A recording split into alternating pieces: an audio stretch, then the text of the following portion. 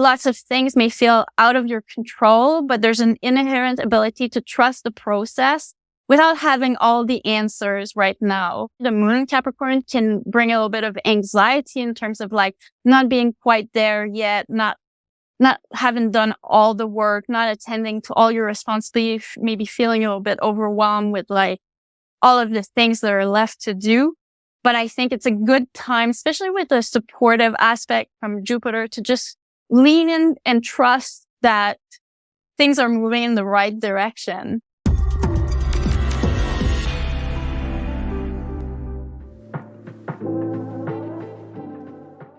This podcast episode is brought to you by Astrologer Connect, your premier source for quality astrology readings. Hi there. Welcome to your weekly astrological weather. I'm so glad that you have joined this worldwide astrological conversation that we have here each week. Now, if you're new to this channel, a warm welcome to you. Don't forget to hit that subscribe button and the notification bell to stay updated on all the new content releases that we have here. For those of you who do not know me, my name is Jamie McGee. I'm an author, astrologer, and one of the hosts here on the Astrology Hub podcast platform. All right, so today we are going to be exploring the astrology for July 3rd through the 9th. And our very special guest is Elodie Saint Onge Abu. And I am so excited to have you back here. I loved talking to you last time, Elodie. Welcome. Thanks for having me. I do want to make sure that you know all about this beautiful soul. Elodie is a French-Canadian astrologer residing in Newfoundland. Her practice, which you've definitely got to connect with Elodie, but her practice focuses on research, divination teaching, and healing the modalities. It's great to have you back again. I can't say that enough, Elodie. Happy to be here. Yeah, excited to get into this first week of July with you. We're getting into some really good astrology. I'm looking forward to the astrology of July, personally. If you had an overarching theme for the energy that we're stepping into starting today, what would it be? I would say that it's taking responsibility for our dreams, not expecting that the pre-existing structures or things that felt familiar will necessarily be there. And if we want new things, we have to initiate them ourselves. That's what I would say. So what transits are influencing this theme and the way that you put that as we move into this week? The week of July 3rd begins with a full moon in Capricorn. So I think it does color a lot of what's happening this week. It's a big, peaking energy. Full moon in Capricorn being the adult of the zodiac. So that's a lot of where I'm getting this taking responsibility. And we have an underlying energy that has a lot to do with Neptune and the watery signs, Cancer. And so I think there's a little bit of dreaminess underlying. We have Venus in Leo, Mars in Leo. They're thinking about what they want, their desires. So that's where I'm getting the dream part. So there's something about taking charge of our vision, our desires.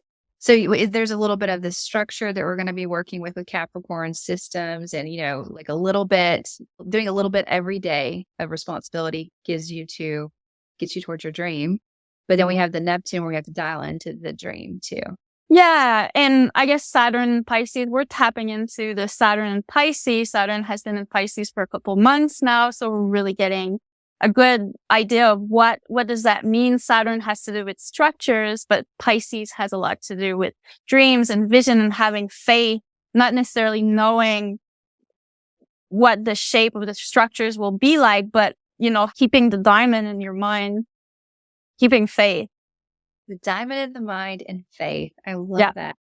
So with the clients that you've been working with, when it comes to Saturn and Pisces, what is their biggest challenge and what is the biggest opportunity that you would say we all have, but what are you seeing also in the consultation room with clients? I think I'm seeing a lot of people who are arriving to their Saturn return right now. And what I've noticed with Saturn and Pisces is this sort of not knowing. I don't know what this means. I'm not sure.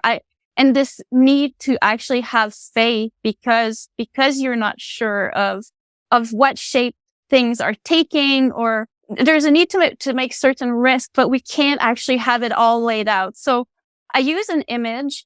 We have all the pieces of the puzzle, but we're missing the box with the picture on it right now. And so it's like we can see all the colors, the shape. We're trying to fit these things together, but we're still not sure of the final image. And that's a little bit of how I've been thinking about Saturn Pisces. I love that. Yeah. It is a faith kind of based energy where we've had Saturn in its own rulership for such a long time, Capricorn and then Aquarius, and then now moving into water. Overall, even elementally, it feels completely different too. So I like the spirituality and the faith. And I think something I've been seeing is just, people think about Saturn as putting boundaries in place, but he also removes them if you don't need them. So that Pisces, that dissolving, like if the universe can't speak to you, if your spirituality is not connecting with you, then Saturn's going to dissolve it. So you kind of almost feel like a live wire. And then it makes you feel like you're in a different dimension, or that's confusion, or where's my clarity too? But yeah. Yeah, it's kind of antithesis to what Saturn usually feels comfortable with, which is tangible proofs. And we might be missing a little bit of the tangible proofs, but that's another reason to rely on this sense of faith and trust that things can work out. A lot of beautiful things emerge from vision, from dreams. A lot of ideas and invention in the world emerge from that state, from that place. So it can be anxiety inducing, I think, for people to feel like the structures that they used to rely on, the way things used to be, are not necessarily there anymore. But it's one more reason to really tap into that sense of faith and trust. I don't know if you've experienced this, but and I don't know if it's just the algorithms that I'm paying attention to, but I'm seeing like a lot of like manifestation work and mind over body, which I think some of that is the Plutonian thing too, but it's understanding that it's not just, you think it once positively and everything's just fine. Like it's not an instantaneous thing. Saturn tells you that it really is a work that you have to put in. You can't, what you put in is what you get out. And that also comes with that Pisces archetype too. So it's a hard, yeah. I think one of the reasons that we speak of fate with Saturn and Pisces is also because the sign of Pisces is traditionally ruled by the planet Jupiter. And Jupiter has a lot to do with trusting that everything will turn out good. And Jupiter is currently in Taurus. So one of the ways that we can actually, go into this sort of flow state and this trust is actually by being more embodied, by simplifying our processes, by doing somatic work, by returning to our senses, really nourishing the body and grounding the self. It's almost like, your sense of faith and trust and optimism starts with your body feeling good. I love that. That's exactly right. Yeah. I know I've been working on that in my personal life. I'm really curious in the comments if everyone else has been feeling that kind of energy too. If you feel like it, some of that is like, the last time you and I talked, it was about Venus moving into Leo. We talked about how that's a little bit more of a me energy. So it's interesting how they all speak to each other. This is a me energy, and then you have Pisces and Saturn, and then now we have this full moon and the ruler of it's in Pisces, and how it kind of all ties Absolutely. together. Yeah, it's very, it's a synthesis, or it's very holistic in terms of how they all kind of converge. Yeah. Yeah, to work together. I love that. Thank you so much for bringing all that in. Now, besides the full moon, is there any transits that you're really interested in, or moon phases that or where the moon's going to be this week that has your attention? Well, I think the last quarter moon on the weekend will be probably the next sort of pit stop. So the first part of the week is really colored by the full moon and the realization around the full moon. And then as we move towards the last quarter moon, which is again the moon squaring the sun, there's a little bit more of fiery energy coming through on Sunday. And I think it's in between, we're kind of situating ourselves in these new shapes that are emerging, or that we are intuiting, with realization that perhaps, again, like the structures that felt familiar are kind of stale, or they're not there anymore. And we're really trying to go towards maybe new versions of desires that we have. So that's what I'm seeing for this week. New versions of the desires we have. I love that. Like, it's that Saturn, we're kind of chipping it away, and you get this far, and then now from that view, where do you go from here? Oh, I can't wait to hear about how we're going to break this down in the details. So starting today, this is the full moon's today. So like what would be our focus going into Monday or any other energies you want to bring out? Yeah, so we just had Venus squaring Uranus, so I think we're probably still feeling this a little bit at the beginning of the week. But again, this is very individualistic sort of energy, and I think we're adjusting again, returning to our own desires and things like that. But the full moon in Capricorn is bringing a sense of responsibility, perhaps like feeling maybe overly responsible or maybe alone in these desires that we have or in what we're trying to accomplish. Capricorn is the adult of the zodiac. The axis Capricorn Cancer, the sun is in Cancer, the full moon is in Capricorn, has a lot to do with the child and the adult, the responsibility versus the support. And I think the Capricorn and the full moon of Capricorn is more about like the realization perhaps of having to take charge of the things that we want to happen, that perhaps there's not necessarily the support or the network around us. The reason I'm saying that too is because the full moon is squaring Chiron in Aries, and Aries is the pioneer of the zodiac. So there's a little bit of tension in terms of really wanting to implement new things, but not necessarily knowing where to lean for support, or maybe feeling a little bit alone in these new structures or new desires that we want to bring for us. So what would, like, if you had one tip, because, sometimes full moons can feel super intense, especially the day of, even a little bit before and after, like what would be one self-care embodiment tip or any kind of tip that you could give to kind of get through the kickoff of this week that we could take home with us? Well, like we said at the beginning, I think that because Saturn is in Pisces and Saturn rules this full moon, Saturn rules the sign of Capricorn, and Saturn has a lot to do with structures. But in the sign of Pisces, we might not necessarily know what structures to rely on anymore. So again, tapping into this sense of faith, lots of things may feel out of your control, but there's an inherent ability to trust the process without having all the answers right now. So I think it's more about leaning into that sense of faith as opposed to, really trying to have all your ducks in a row in a very organized manner. Capricorn, the sign of Capricorn, especially the moon in Capricorn, can bring a little bit of anxiety in terms of like not being quite there yet, not having done all the work, not attending to all your responsibility, maybe feeling a little bit overwhelmed with like all of the things that are left to do. But I think it's a good time, especially with the supportive aspect from Jupiter, to just lean in and trust that things are moving in the right direction. Addressing the anxiety by somatic work and returning to the body, I think that's a good way in terms of simplifying, just kind of returning to the body, simplifying, even meditation, breathing exercise, very simple ways to just get out of the mind. I think trusting the process is probably the hardest part for, especially like fixed energy. If you have fixed energy in your chart, it's like, I need to know the outcome. I need to know, or don't rock my boat kind of thing. So, but okay, we're going to trust the process as we step into today and we move into the rest of this week with this full moon energy. So how can we expect Tuesday to feel tomorrow? I think Tuesday brings a continuity of this full moon energy. We're still a lot in that sort of, in the realization, most likely that the full moon is bringing an opportunity to integrate some of the realizations, especially around the structures in your life, the things perhaps that are stale or not working anymore, like structurally. And Venus and Leo, Mars and Leo is bringing a lot of momentum in terms of, again, like my passion, what is it that I want, but it doesn't necessarily have a form. It doesn't necessarily have a solid basis. And so leaning to these realization without trying to put everything in its place necessarily. I think Tuesday continues to be about that. So it's like an interesting thing because even though we don't have a lot of the Venus Leo energy, I love how you kind of keep tying that back in.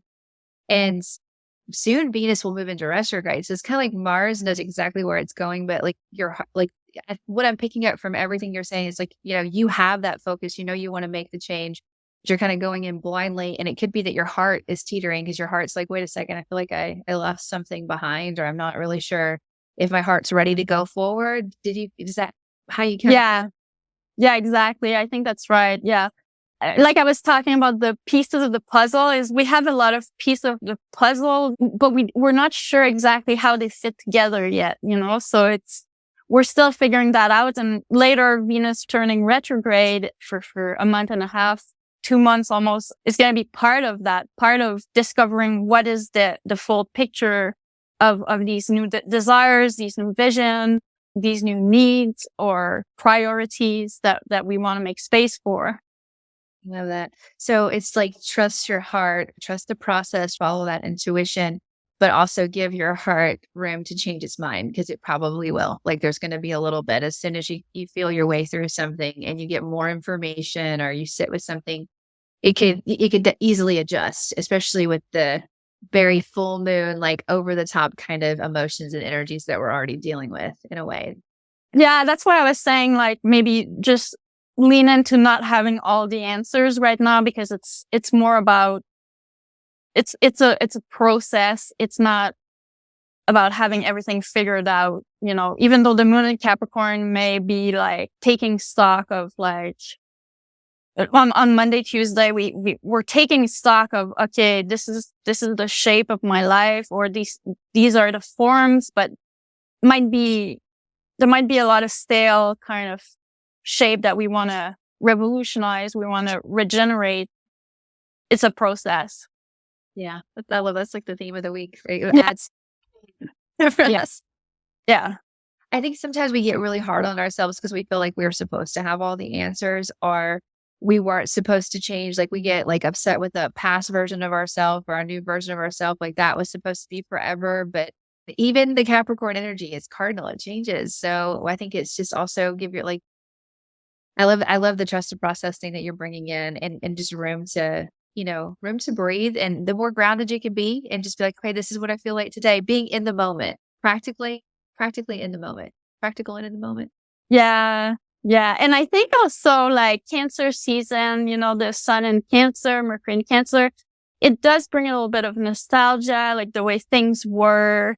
And we might be contemplating, a lot of that, like reflecting on ancient forms that are kind of ready to go, but we're still kind of a little bit holding on. But we're caught between old forms and new forms, and really birthing new things. But yeah, like I said, things take time, and we don't really have a timeline with Saturn Pisces, so we have to trust. Yes, trust. Heartstrings are gonna get tangled, but it'll be all right. Yeah. All right. So as we hit midweek, Wednesday. Yeah. So Wednesday, moon in Aquarius. So again, it's a moon that's ruled traditionally by Saturn. So we're still talking about Saturn Pisces, who has just turned retrograde, by the way. So there is a little bit of looking back in order to move forward. I think that might be a theme for the whole summer because of Venus retrograde. We're kind of glancing back. We're seeing what's not working. We're nostalgic about perhaps like old ways of doing things, but even though they're probably not accurate anymore for us. But because we don't know the future forms, we're just kind of in between, moving through and trying to reconcile the various elements of our life, the old forms, the new forms, the responsibility, the new needs, and all of these things. Again, I'm bringing the image of the puzzle because I do think we have all the pieces, but we're missing, again, the final image. And the final image will emerge later.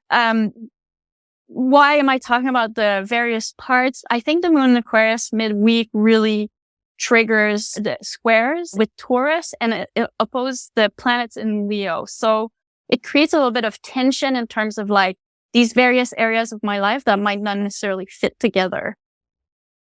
And there's maybe this impression that you're like, oh, well, can I have my cake and eat it too? Like, I kind of want this, but I want that too. But I kind of have to decide. So there's a bit of tension midweek trying to reconcile these various areas. Like maybe even a little bit of, because, with all of Saturn moving in retrograde and all this beautiful focus or this new focus we have in Leo that's been under stress for so long. You know, when you go through a grieving process, the first time you hit like a certain holiday or a certain season in your new life or in your new perspective, that's when you kind of get that nostalgic feeling and you're reminded, well, last year I was with these people and I was in this house and I was doing that. So it's kind of like, back and forth with, should I go forward or not? And anytime the moon, Aquarius, that moon coming across there, it's was like almost like a healing balm, you think? Like, you have to hit it one more time and then like next month when the moon comes through, it might not be as tense, but a lot of feels. And I love how you keep talking about the puzzle pieces and the nostalgia that you would have there. I love that piece, bringing that in, because I think that I could definitely see how that would be a thing. Like, well, did I really make the right decision? Yes, I did, but I'm just not more comfortable here than there. But Yeah, exactly. Cancer season is usually, it's summertime. There's memories. The sign of Cancer and the moon is associated with memories. So I think there is a tendency for a healthy looking back a little bit on the past, seeing how we've landed where we are, reflecting, but also ideally integrating the past so that we can move forward. But again, with Venus on the verge of stationing retrograde, we can sense that these old forms are still with us a little bit and might be hard to let go, even though we know that it's okay to let go. We have to let go, but we're, like you said, it's pulling at the heartstrings. it could be that, we may realize that there is something that can come with us, like maybe we just had a clean slate and we're like, okay, well, not everything. I didn't have to end everything. I can bring in this tradition or this thought. Like, we just don't know we don't know the final, what the picture looks like yet, but it's a little bit of a dance. Yeah, exactly. Yeah. Love it. I love it. So as we get to Thursday, what would your focus be? Much of the same energy. We have the moon in Aquarius still on the 6th.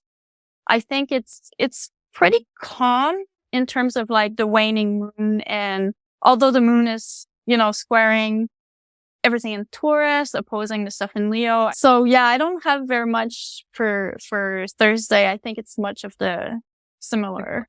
As we move into the weekend, like Friday, Saturday, what would be like your biggest focus for the like stepping into the weekend? Because we have the moon in Pisces, trining the sun in Cancer, and that's very, I'm tired of using the word emotional for the water sign, but it's very romantic. It's it's feeling based. So obviously we want this to manifest in the best possible way. So I'm always trying to be proactive with the planet. And instead of feeling like maybe overwhelmed or very emotional and things like that, going to see a movie, listening to music, seeing exhibition, really emerging in art, in paintings, I think it's a good way, because what is a water sign good at? They're really good at soaking in impression, soaking in the surroundings. So you want to make sure that you're situating yourself in a place where you can be inspired, as opposed to just feeling maybe overwhelmed by your emotions or things like that. So I would say Friday and Saturday, excellent time to indulge if you have the privilege to take some time off. It's like we have to kind of step out, I guess, of our reality sometimes and connect with that soul energy. So I like that we have that opportunity. Going to a museum, art, movies, songs. Good. That's a good to-do list, Elodie. Thank you so much.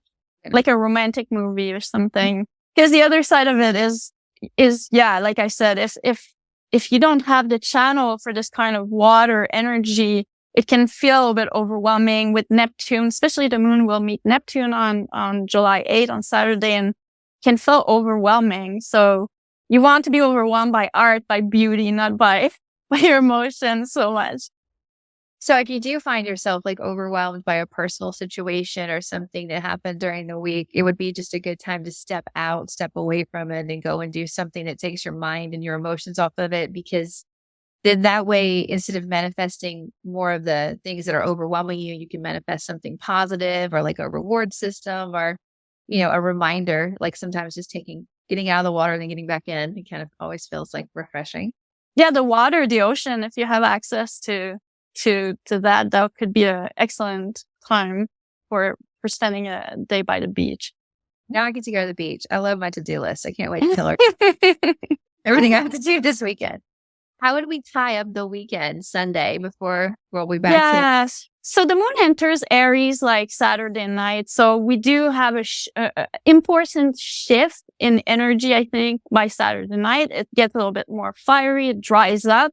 What are the fire signs good at? They're good at getting amped up, getting excited, getting passionate, wanting movement, maybe getting restless and impatient a little bit more. So Saturday night, really a shift in terms of like, maybe we had a relaxing day, but Saturday night is like, okay, what's happening now? The reason I think it's more amped up is because we have Venus and Mars and Leo, fire signs also. So there's a trine aspect, supportive aspect between the moon and the planets, Mars and Venus and Leo. Those are all personal planets. They're relational planet. Venus and Mars are relational. The moon also. So might feeling more social, by Saturday night and Sunday. And it's a little bit more of a teenager energy. Like, I want this right now. I want to go out.